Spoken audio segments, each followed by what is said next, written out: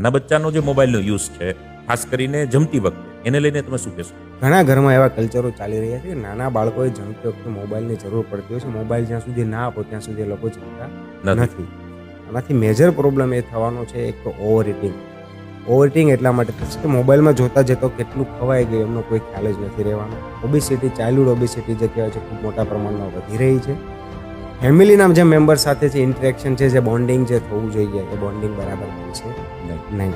અને ત્રીજી વસ્તુ છે કે લાંબા સમય સુધી મોબાઈલ જોતા જોતા જો ખાવાની આદત રાખે તો કોગ્નિટિવ પાવર જે કહેવાય, બ્રેન પાવર જે કહેવાય, કોઈ ડિસિઝન લેવાની ક્ષમતા છે જે મોટી ઉંમરે જે બનવી જોઈએ, જે વિચાર શક્તિ જે છે એ ધીરે ધીરે સ્ટડી પ્રમાણે ડાઉન થતી જાય. એટલે જે લોકો જમતી વખતે મોબાઈલનો કોઈ પણ સ્ક્રીનનો ઉપયોગ કરતા હોય છે, આ લોકોમાં કોગ્નિટિવ પાવર એટલે કે વિચાર શક્તિનો જે પાવર હોય છે ખૂબ ડાઉન હોય છે. એટલે જમતી વખતે મોબાઈલનો ઉપયોગ પણ તમે કીધું ખતરનાક